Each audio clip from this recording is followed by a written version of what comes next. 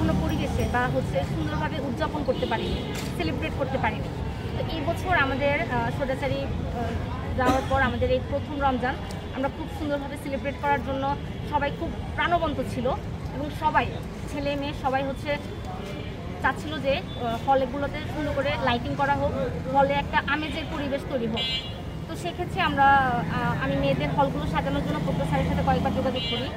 Sir বিষয়টাকে খুব ভালোভাবে দেখেছেন এবং মেয়েদের হলের প্রবোজদেরকে স্যার বলে দিয়েছেন যেন হলকে সাজানো যায়। তো যেটা আমরা দেখেছি আমাদের মেয়েদের হলের যে প্রবোজটা আছে তারা সবাই বলেছে তাদের বাজেট শর্ট বা বাজেট নেই বা টাকা নেই, হলের বিভিন্ন সমস্যা। তো আমাদের অনেকগুলো প্রোগ্রামই থাকে প্রতি বছর, সেগুলোতে বাজেট থাকে কিন্তু এটাতে থাকে না।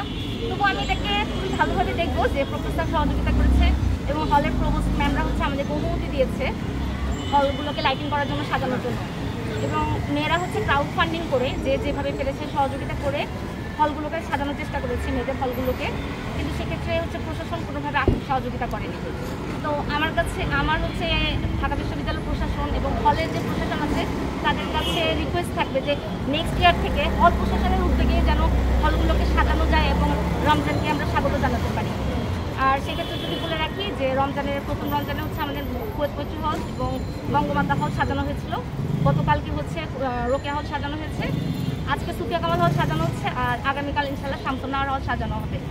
আর এটা যেহেতু আমাদের খুব নতুনভাবে শুরু করছে, নতুনভাবে মেয়েরা আনন্দ করতে পারছে, সেক্ষেত্রে হচ্ছে একটু ডিলেমে হচ্ছে বা একটু পারমিশন নেওয়াতে একটু সমস্যা হচ্ছে বা একত্রিত হতে পারছে না, এই জন্য হচ্ছে আস্তে ধীরে করা হচ্ছে। আপনাদের একটা বিষয় আমি বলবো যে কোনো পোশাকই যে ধরনের পোশাকই পরুক না কেন সেটা যেন তাকে স্বাধীনতা দেওয়া হয় এবং সে নির্বিঘ্নে বাংলাদেশে চলতে পারে সেটা যেন নিশ্চিত করা হয়। এবং আমি এখন পর্যন্ত কোনো আশঙ্কা দেখতে পাচ্ছি না, আশঙ্কার কোনো হবে এরকম কিছু মনে হচ্ছে না আমার, ইনশাল্লাহ হবে না। আপনি ঢাকা বিশ্ববিদ্যালয়কে কেমন দেখতে চান নারীদের জন্য? যদি তাহলে আমি গতকালকের কথাটাই বলি, আমরা গতকালকে হচ্ছে টিএসসিতে আমরা কয়েকজন নারী ইফতার করেছি একসাথে, পর্দা যতটুকু পর্দার মধ্যে করা যায় আমরা একসাথে ইফতার করেছি এবং টিএসসিতে যে নামাজের জায়গাটা উদ্বোধন হয়েছে সেই জায়গায় নামাজ পড়েছি এবং কিছু মেয়ে দেখলাম সেখানে হচ্ছে বসে কোরআন তেলাওয়াত করছে, আবার কিছু মেয়ে হচ্ছে ক্যাম্পাসে ঘুরছে তাদের ইচ্ছে মতো। আমি চাই ক্যাম্পাসে যেভাবে চায়, যেভাবে তার ধর্মীয় অনুভূতি আঘাত না পায়, সেভাবে যেন চলতে পারে।